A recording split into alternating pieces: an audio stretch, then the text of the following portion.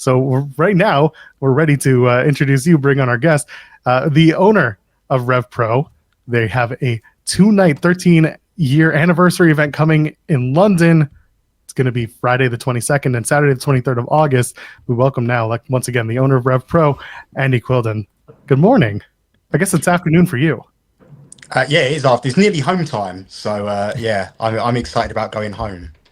How are you doing? I'm doing very good. Well as can be expected. You can see from my kind of crazy hair and the beard that's going on, not my freshest, but it's kind of what happens as we kind of lead up to the big shows. And we seem to be having more and more big shows as we go along, but we're surviving and we're taking it one day at a time. Well, go ahead. Yeah, go ahead, Jeremy.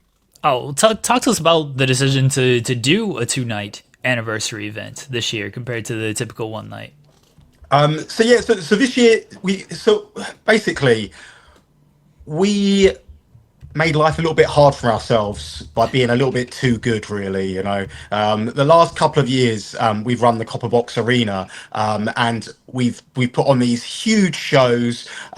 We've got our record attendance a couple of years ago. We came very close last year as well to it as well, which was kind of equally as impressive, considering that look, there's no secret that we're putting these shows on around the AEW UK weekends, and obviously there was a lot less fans at Wembley last year, which kind of I think makes it equally impressive that we were able to get pretty much the same number of people last year. But people have come to expect these huge shows, these super shows, for lack of a better term, and quite frankly, economically speaking, it's almost impossible to do in one night unless you've got a venue the size of the Copper Box. But unfortunately, we couldn't get any availability of a venue of that size for this year.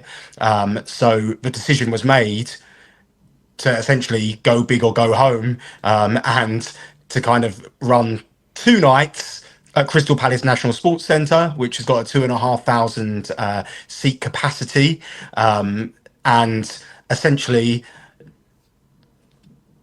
produce 2 huge shows and kind of use the economics that come with being able to kind of put the production in to one space for 2 nights, opposed to kind of bringing it in for 1 night.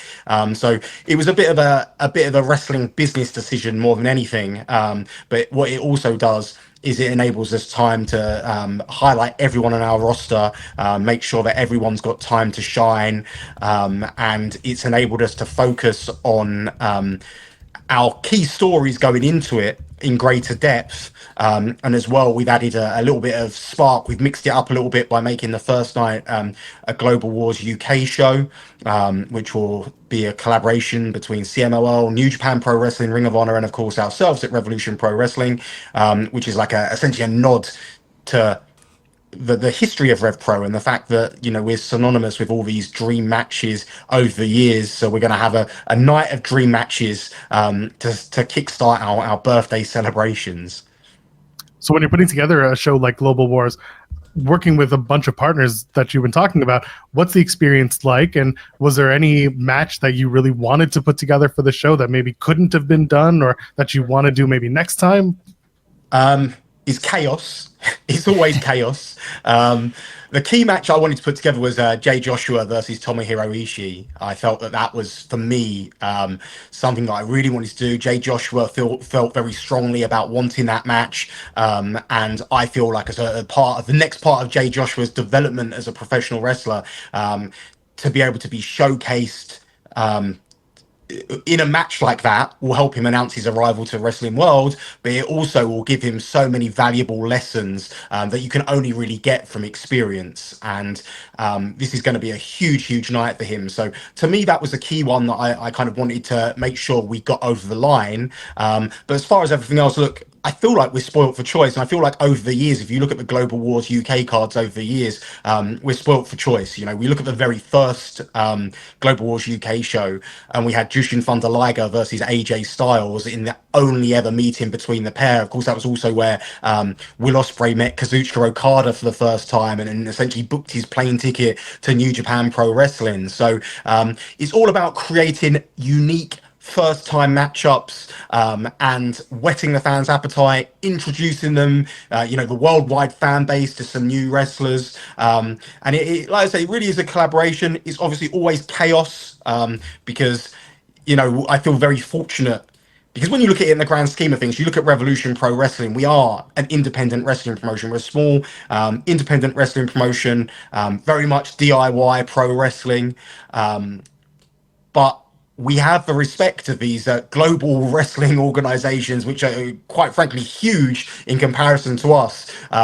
So we recognize our place, but we know as well as they do that we kind of we try to do our best for professional wrestling in general. And I feel like everyone working alongside each other, it's a mutually beneficial relationship, and I feel that the collaborations over the years have proven that. And we're always looking to do whatever we can to take it to the next level. You mentioned collaborating with different promotions, but one wrestler you collaborate with, Mercedes Mone, the reigning RevPro Undisputed British Women's Champion. We're going to ask straight up, does Mercedes Mone have creative control in RevPro? It's great, isn't it? Mercedes Mone has as much creative control as any wrestler in Revolution Pro Wrestling, right? So they all do. I knew it. But yeah, right. That's it, right? But I just find it's crazy the narrative that people create and around all these wrestlers and everything. Look, quite frankly, reality is of this situation, the only reason Mercedes is in Revolution Pro Wrestling is because she wants to be in Revolution Pro Wrestling. She doesn't have to do anything she doesn't want to do. She's not contracted to be there. So it's the same as any other wrestler. Like I say, we're an independent professional wrestling organization, which means that no one who works for us is contracted. No one has to do anything that we say. Everything is a collaboration. That word again, that collaboration. So, we work together to create scenarios that work for everyone involved. And it's and that's what I think that's what makes Revolution Pro Wrestling so special, because it's not so obviously I have a vision. I know what we want to kind of get over the line, but like it is very much a creative process. And when you can and no more so than I say, for example, if you look at WWE, they've got a writer's room with God knows how many people in that writer's room. Basically, the collaboration, instead of going to a load of people who aren't kind of ultimately involved with the outcome, the collaboration is between myself and the talents. So we get first-hand ideas and first-hand collaboration from the talents, and I think that gives the talents a sense of ownership over what they're doing, and that just makes it all the more special for them, because we all got involved in pro wrestling because we love this business. I mean, I always say this, it's not something that anyone really gets into. You don't go to a careers day and, they say, how about you get in the pro wrestling business, right? That doesn't happen, does it, right? So we all get into wrestling because we're fans of professional wrestling. So when we get the opportunity to create and use our imaginations and tap into our fandom, that's when the most positive stuff happens, and that's why there's such a positive energy around RevPro and everything that we're doing, and that's why I genuinely believe we have one of the most fun and motivated locker rooms in the industry, and I think that's so much of that is down to the collaboration between, I guess, myself and the talent, and the ownership that the talent is able to take over their own stuff. Speaking of collaboration, you mentioned Will Ospreay effectively punching his ticket back in the day to New Japan Pro Wrestling. He's since found his way back to RevPro in little way, shapes, and form, including producing some matches last year. Talk to me about that coming together, and is there maybe plans to have Will involved in this year backstage? So basically, Will's always welcome at Revolution Pro Wrestling. It's a home for him, and obviously he will outwardly say that. And he loves to kind of give back some knowledge that he's got, and I think that's one of the keys with Will. He's so passionate about professional wrestling, and obviously you don't reach the level in professional wrestling that Will Ospreay has reached unless you've got a real passion for it, a real hunger and a real desire. And I think that what makes Will so special is the fact that he wants to share that love, he wants to share that passion, he wants to share that desire, and he wants to pass the knowledge on. British wrestling is a funny old thing, you know, the different stages that it's gone through over the years. But Will was able to be one of the first generations of British wrestler that were able to benefit from a very successful era before him of independent professional wrestlers. And not just that, to be able to benefit from the international talents. And I always envisaged it would be something like this, you know, when Will was there working with your Matt Seidels, working with your Okadas and AJ Styles and guys like that. And those guys were passing their knowledge on to Will Ospreay. I always thought it'd be so great if one day Will Ospreay could essentially be that imported talent. Will Ospreay could one day be that veteran in the locker room, so to speak. And that's exactly what he's done. I feel like he feels like he has a responsibility to British professional wrestling and keep watering it at grassroots level. He won't actually be involved with this year's shows. He's doing a lot of stuff with Pro Wrestling Eve, which is the all women's promotion run by Dan Reed. So he's doing a lot of creative stuff with those guys. So I imagine that's where his focus will be. But like I say, Will's very much a part of the furniture at RevPro, and very often, you know, it wouldn't surprise me if he popped by. But very often he's you know, he's around behind the scenes, even if you don't see him in front of the camera. You had Tetsuya Naito and Bushi in their first appearances after leaving New Japan. Just how did all that come together and working with them? Obviously, we've worked with Naito and Bushi for many years now, with our relationship with New Japan Pro Wrestling. I think that one thing is, look, the relationships, one of the secrets between good relationships is always doing well by those people you're working with. And when you do that, it cultivates almost long-term relationships. So Bushi and Naito's team just reached out to me, given the fact that we've worked together closely in the past, and they know that I'm kind of a reputable promoter in a world of probably a lot of unreputable promoters, if you can say it. And yeah, and it was as simple as that. Sometimes you know, people want to read a lot into a lot of stuff that goes down, but sometimes the answer is the most obvious one. You know, we'd worked together in the past. They knew they could trust me. They knew they could trust our talent. I think that was probably one of the biggest things as well. Was, you know, our talent is such a high level. It really is. It's some of the best wrestlers in the world. And they know that firsthand from their experiences with Revolution Pro Wrestling, and they knew that, you know, coming to Rev Pro, they'd be looked after, and wouldn't have to worry about anything. And that's exactly what happened. So it was great to be able to see them again, and it was great to be able to give them an opportunity to, you know, once again showcase themselves on an international level. Is there a match for any new viewers who are checking into RevPro that you would recommend is like, this put us on the map, you should see it because it'll make you a fan of what we do, because this is essentially a Rev Pro match? That's a loaded question, because we've got like 13 years worth of great content. But that's why I'm doing it, because we got 13 years of matches to go from. Right. So yeah, start at the start. But like there is so many things. So like, for example, High Stakes 2024 had Will Ospreay's last match with us, which was Mike Loku and Will Ospreay. If you go on the on-demand service, watch the video package before the match, watch the entrances, watch the entire presentation, and I think that's a nice example of a culmination of a story that we present. But I do think as well, like you know, even recently we had Mike Loku against Ricky Knight Jr.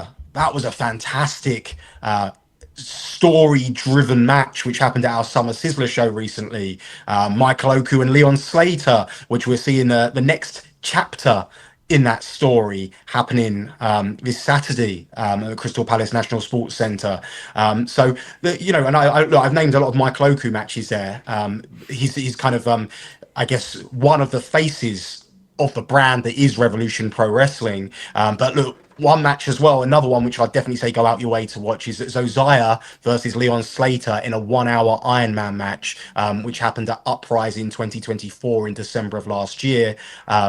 You know, I think it's probably look, I'll say without a doubt, it's the best Ironman match that's ever happened in independent professional wrestling. But I would go as far as saying it's perhaps the best Ironman match to ever have taken place. And I know it feels like that's a lot of praise. And it feels like maybe I'm over egging it. It's my job as a promoter to do that. However, I genuinely feel you watch that match and you watch what those two men achieved on that day, it is something very, very special. So that's another match I'd kind of recommend going out your way to see. But like I say, there's so many moments, and again, it's whatever floats your boat really, because again, I feel like there's these matches that I've named are all kind of emotionally fueled, story driven matches. But if you just want, you know, these dream matches, you can look at Chris Hero versus Tomohiro Ishii as an example. The first encounter between Ishii and Keith Lee, you know, I mean, Ishii's been responsible for so many of those huge moments for us. Zack Sabre Jr. and Katsuyori Shibata, you know, Kurt Angle and Zack Sabre Jr. for that surreal moment, you know, just so many of those great moments.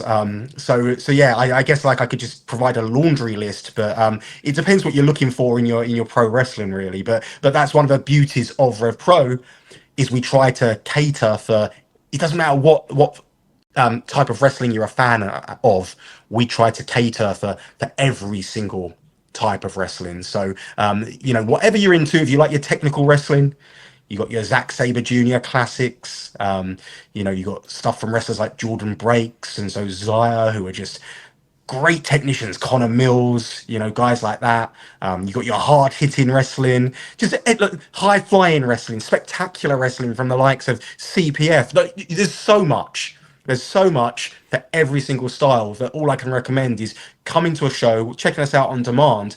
And really, I'm not saying you're going to love everything, but what I will say is everything which is on the show is of a very, very high standard, the highest standard you're going to see. And you will find something which will scratch your itch as a professional wrestling fan, no matter what genre, no matter what style of professional wrestling that you love. As you mentioned, you can watch all these matches on the RevPro On Demand. We've had a couple people in our chat mention RevPro On Demand and kind of the accessibility and the quality with everything. People have kind of said, you know, maybe the quality isn't, I don't know if what they are used to from maybe other streaming platforms, and then to watch a lot of these shows. I know they all are on RevPro On Demand, so kind of a twofold question here. What are your thoughts or any troubleshooting when it comes to the quality, or have you heard any feedback like that? And then the second part of finding potentially a different platform, whether maybe it's not for live shows, but to put stuff on maybe a different platform.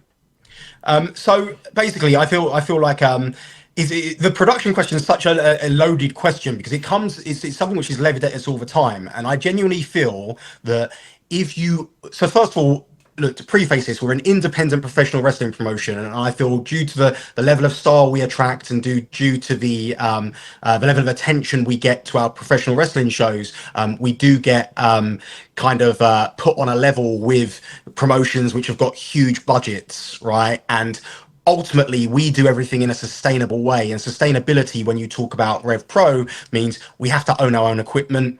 We can't just hire equipment for every single show. We run 50 plus shows a year, right? And so what we have to do is we have to keep reinvesting in what our product is, and we need to keep investing in the production and all of that stuff. Now, if you go back and you look at Revolution Pro Wrestling, say if you look at it from years ago and you look at it as the years go on, the quality improves drastically. So if you look at the quality of, for example, so an example of us investing is, after High Stakes last year, we invested in new sound equipment, for example, and it's not quite there yet, but obviously the level of the commentary is so much better than it was, right, in terms of hearing the commentators, right, and it coming through clearly. Now, after the anniversary show last year, we invested in new cameras. So if you look at the current shows, the quality of the cameras are so much better than the quality of the cameras from a year ago, right? And we've made another big production upgrade, which hopefully we're going to implement. We tried to implement it at our show yesterday, and it just backfired before we, like we were literally about to go live, and it just backfired. So then we had to switch to our old setup, which again we were still producing good results with, but this Friday and Saturday, we hope to add another element of production. What we've spent a lot of money on to make it happen, right? And the reason we're going before the show instead of investing the money after the show is because I think one of the things that lets us down is, again, that with that mindset of always being sustainable, we run the big show and hopefully we generate some revenue from that big show, and we'll use that revenue to reinvest in the production. Now, for this time, we've been speculative and said history dictates that normally we generate some good revenue from our big shows. So we're going to preemptively invest that money in some high level production equipment to give you better results when it comes to the big show. So essentially, when we're showing our 13-year anniversary shows, which is, for all intents and purposes, a show which is going to have so many eyeballs on it, we're going to put our best foot forward. So you'll be noticing production improvements there as well, hopefully, providing we can get everything working. So that's just one of those things, as being an independent wrestling company and a sustainable one that's in it for the long term. And I think that all we can judge ourselves against, I'm not interested in judging ourselves against AEW, WWE, people with huge budgets like TNA, right? What I'm interested in is judging our production against our production yesterday, right? So always making those steps forward and always improving. Now there are other things that come with it as well. So one of the things is down to the internet connection within the building as well. And we've come up with several workarounds for venues which have very bad internet or no internet, including being able to successfully stream some shows from York Hall, which, if you were to say a couple of years ago, would be an impossibility to do without bringing in a satellite truck, basically. So we are working on tweaks, and obviously the more we learn the venues, the better we're able to get at doing that. But obviously a venue like Crystal Palace National Sports Centre has got a high-speed internet connection, so there's nothing to worry about from that matter. But what I do say as well is often with these live streams, if we don't get the best quality, but regardless if we do or don't, we put a high-quality version of the stream up within 48 hours of the live event. The way I term it is, in an ideal world, we'd be selling our big events as pay-per-views, but obviously my big thing is to make it as accessible and as affordable as possible. So what we do is we just make all the shows inclusive of your subscription. So if you subscribe, then it is no commitments, no strings attached. You can get a discount if you subscribe for a year, but obviously you can subscribe monthly rolling, and within that subscription, you've got the entire back catalogue, and you have the live events as well, which I look at as somewhat of a bonus. And then on top of that, you then get your, the high quality version of the event goes up within 48 hours of the event as well. So I think is that, really, and when you consider the level of number of shows we're producing as well, I think it's, a really good deal. Of course, with all things tech, sometimes we suffer. There are times when we got a bit of stick. One show, the venue had changed their internet and it just didn't work, and they were insistent that it worked. So we had some streaming issues there. There was another show where one of the cables just broke, but we tested everything and we went live, and then just one of the cables broke. So it took us a little while of troubleshooting to kind of go through every single cable to work out which one it was. You go through all the order of stuff you think it could be, and then eventually you find what's wrong, and we kind of got it up running, and we got a bit of stick for that. But it was just a case of I always say, and especially in professional wrestling, you have to really work to this. You can only control the controllable, right? And our controlling the controllable in this situation is we make sure we've got spares of everything, so we will get there. It's like when I was smart enough, or I had the foresight enough, that our show yesterday when we bought our new kit was to make sure we still had the old kit, so if it didn't work, we could switch straight back very quickly, and that we were able to do yesterday. So again, it's just the struggles of an independent wrestling company, and a company which is, like I say, trying to do this in a sustainable way. We can't go out of business because this is life for me, and this is life for so many of our wrestlers as well, so we have to do everything we can in a sustainable manner. Look, in an ideal world, if I had a budget, if I had someone chucking money at me, would I spend more money? Yes. Absolutely I would, but we've got to do it the same way we do everything. Everything's got a budget, and we have to do everything step by step by step by step, and ensure that we can continue to grow. And I guess the other part of the question was about kind of accessibility in terms of where you can watch it. We're sticking very much to RevPro on demand at the moment, but we are trying to increase the number of places you can see RevPro on demand. So obviously, as well as RevProOnDemand.com on the internet, the web address, we have now we've got an iOS app, we have an Android app, and we have an Amazon Fire Stick app. We're working very hard to get a Roku app over the line, but we're having a bit of difficulty with that at the moment. But it's just a clerical thing we're having some difficulty with. But hopefully that'll be there soon. And then from there, we'll continue to add more and more places that you can see it. And I genuinely believe you're getting real value for money with kind of what we're doing with this service, and I feel strongly about essentially playing in our own sandbox, in the sense of, again, it's that being sustainable thing. We don't want to put all our eggs in someone else's basket. If something were to happen to that basket, then we're back to square one. So I think it's very important for us at this stage to continue to kind of try and just grow RevPro on demand, because that can really be one of the cornerstones of our promotion. Unless we get one of these crazy content deals, of course, but it'd have to be on the right terms to be able to justify essentially mothballing that service, because it's very good to us. So we love asking non-wrestling questions on the show too, because we're the morning show that hates talking about wrestling but has to talk about anyway. I'm curious about what are you watching that's not wrestling, and what kind of shows are maybe your fallback, or maybe your comfort shows when you're not involved with wrestling stuff? So a big thing is I love sport, right? So I think that gets me wound up a lot. I watch a lot of football, or soccer as you guys call it. Support Arsenal, so a lot of football, and when Arsenal are winning, I'll consume every single piece of media, be it YouTube shows, podcasts, highlight shows, rewatch matches. But when Arsenal are losing, I'm not a football fan. I transition back to being a wrestling fan, right? And also in live sports like boxing, MMA, but in terms of TV, in terms of kind of TV shows, at the moment I'm watching the new Dexter.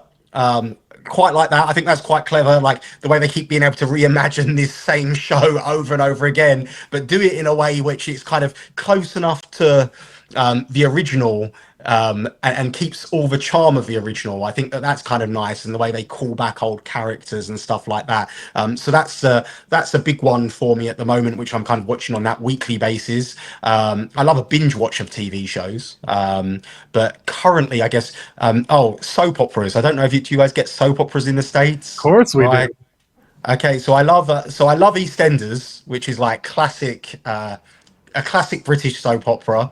And I guess it's kind of real life meets pro wrestling in EastEnders as well. I don't know, but I love EastEnders, and I watch a soap I used to watch as a child, the Australian soap Neighbours, and that's on Amazon Prime. I've heard of that. So yeah, and that's basically that's very much a comfort soap. I used to watch it when I was a kid, and then it went away, and it's come back.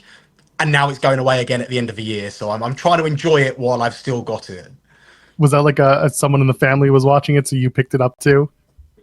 When we were, you didn't really get much choice about what you watched on TV when I was little, because So in the UK we had 4 channels, 1, 2, 3, and 4, very imaginatively named. And then later on you got Channel 5, but Neighbours was always on Channel 1, and it used to be on twice a day. So it used to be on, I think, like 12:30, and then maybe 6:30 after the 6 o'clock news. So it used to be on twice a day.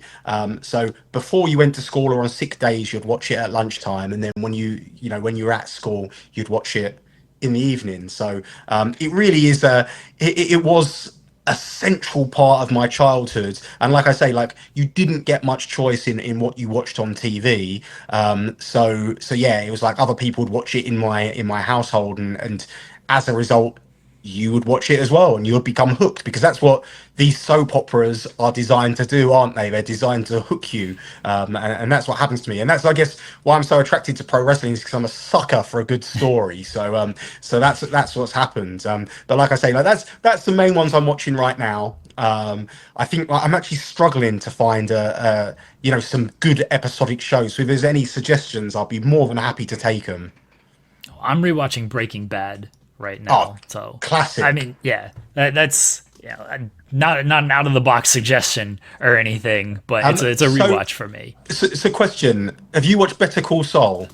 I watched the first couple of seasons of it, and then my life kind of changed, and so I got out of it. So my plan is actually to watch Breaking Bad and then rewatch, or actually get through all of Better Call Saul after I'm done with Breaking Bad. Okay, because I would make the controversial suggestion that Better Call Saul is actually better than Breaking Bad. A lot of people have said that. I don't know if it's that controversial. Like, I've seen a lot of people say that. I think it's mostly because season 4, midway season through season 3, is when Breaking Bad starts to pick up. It's pretty slow to start. It's not until Walt shaves his head that things start really happening. But other than that, like, He shaves his head in season 1. No, I'm talking. The goatee. I'm talking about the goatee, the facial hair, the goatee. That's there So, too. but I feel Better Call Saul's very, very slow burn, right? But I feel like Better Call Saul. So I love it when something rewards you for being a nerd, basically, right? And I feel that if you're a fan of Breaking Bad, there's so many callbacks to Breaking Bad in Better Call Saul, and in the whole thing, you're just thinking, how is he going to become? How is Jimmy McGill going to become Saul Goodman? You just don't know, and you get so far through the series, and it's like, when's this thing going to happen? And what happens to all the characters that are a part of his life? And I just feel like it's one of those shows that it rewards you for your investment. So that's why I think it's so good. Yeah, I'm looking forward to actually getting through Better Call Saul, but I had to go back and rewatch Breaking Bad first and foremost. A couple of things. I'm not going to pretend to be a football/soccer fan, but when Arsenal play Fulham, are you messaging Tony and being like, we got you on this one? Do you know what? Fulham have ruined my season the last couple of years, and they seem to be our bogey team. And I actually saw Tony, like, it was 2 days after Arsenal played Fulham, not last season, the season before last. And yeah, I wasn't very happy with him. We got a draw against Fulham, a match we should have won, and arguably it was a match which was one of those matches which was very pivotal in the title race. So I think that season we only finished 2 points behind Man City, and those 2 points were gone at Fulham. So yeah, not been very pleased with. Tony's messaging you like, "LOL, you couldn't win." Right, look what we did to you guys. So I guess last time, I saw Tony. Last time we chatted about it. Like, so Fulham actually have a lot of last season had a lot of Arsenal players. So and they still do. So there's like Leno, who used to be our goalkeeper. They had Reece Nelson on loan last season, who's rumoured they're trying to sign now. These names mean nothing to you. Emil Smith Rowe, who was like an Arsenal favourite. So Fulham really have had, and Alex Iwobi as well, who's someone who came through the Arsenal ranks. So many of the Fulham players actually came through Arsenal. So at least I can support Tony in supporting the players that came through Arsenal. But I certainly support his wrestling endeavours much more than I do his soccer endeavours. So yeah. We got a comment here from our longtime viewer Jules, who says, "You convinced me, Andy. I didn't need another subscription, but apparently I do need another one." And then the Android app, she was sold on that. Our commission on this subscription is 50%, so we'll send you a bill for that for selling a RevPro on demand subscription there. And my work here is done, so I'll see you later, guys. We appreciate you joining us, Andy. Let everybody know what you got coming up this weekend and beyond with RevPro. So, by the way, if you do have any more questions, I'm more than happy to answer them. That was a good gag. So yeah, if you have anything else, I'm not cutting this short. I can answer anything you want. Oh no, we appreciate it. We usually do like 30 minutes with everybody, but we'd love to have you back on anytime. You're more than welcome to join us. This is some people know this, other promoters know this. The link that you have, that is, you can use that anytime you want. You'll come to the show every single time. We're live 10 a.m. to noon Eastern every single weekday. If you click the link that got sent over to you for today's show, you can appear on literally any show you want moving forward. Oh wow, you'll hate the sight of me by the end of this. But no, you're more than welcome. You are more than welcome. Yeah. Every time I've got a new TV series, every time Arsenal win a match, I just want to come on and gloat. We had some bets going on at the show yesterday, actually, with Arsenal and Man United, and there were some very sad Man United fans who wrestle for my roster, and anyone who knows my roster could maybe figure out who those Man United fans may be, but I don't want to expose a gambling ring which is going on at Revolution Pro Wrestling. Well, okay, hold on. This was a topic. This was a topic of conversation before you came on about gambling on matches and if other promoters do this. So you're mentioning you're gambling on football matches, but theoretically you could look at Ishii against Jay and be like, I know, let me put some money on that one out there. I would love to. Do you know what? Right. So there's a few things. So I got some intel on WrestleMania, right? And you can bet in the UK. You can bet on WrestleMania. Yeah. Of course. I was desperate to put a bet on, and I couldn't find any. Like, obviously they've got their methods down, and there was nowhere that I could put a bet on the things that I knew, unless I lived in a foreign country. And I looked into, can I put a bet on in these foreign countries? And it just wasn't possible. Like, it wasn't a VPN thing, because if you won, to actually get the money, it could be jumping through hoops. But it would be actually a lot harder to win any real money, because when it's stuff like wrestling, there's not a lot of the odds are kind of slanted, obviously, in the favor of the house, and the odds aren't ever big enough to really make it worth your while. I did actually read something, this is when Vince was in charge of WWE, like years and years ago, that if you just bet on the underdogs consistently for every WWE pay-per-view, ultimately you'd wind up winning for the year. And that's because what would happen is the numbers, obviously the bookkeeper's odds would come out, and then Vince would obviously be so used to changing his mind and seeing it and being like, well, we've got to fool people, and he'd add those curveballs on here, there, and everywhere, and across the year you'd actually wind up making bank. So if you want some tips for no, I'm joking. Never bet on pro wrestling. It'd be the most stupid thing in the world. But yeah, it's one of those things, isn't it? That obviously the results may be predetermined, but those results change constantly all the time. So yeah, I would not recommend gambling on professional wrestling, or in general, really. I don't really gamble. I don't really dabble anymore. But when it's my team and there's people talking smack, I feel like I have to stand up and be counted. So they did me a solid yesterday, the Arsenal defeating Man U. So yeah, good times. Wrestlers coming out with the boo-boo face because Man U lost, and not because they have to lose their match or anything. Right. Absolutely. Yeah. And I was just like, one of them was just lying on the floor, and and he looked like he was in some pain, and I wasn't sure if it was because of the match he'd just been through or the money that he'd lost earlier that evening. So yeah. But obviously, we shouldn't be advertising stuff like this, and of course, we don't do any of that stuff in RevPro. No, This is all theoretical. Yes. So yeah. If nothing else, we are professionals here. Professional what? I don't know. So yeah, back to the plugs, I guess, right? Yeah, let's get to the plugs. So revolutionprowrestling.com is the web address, and it's a place to go and see all things RevPro. Again, it's not it's one of those things where, again, it's not a very well maintained website, so don't think you're going to get the works. I think our British heavyweight champion may still be the Great O'Khan, if you go on the champions link.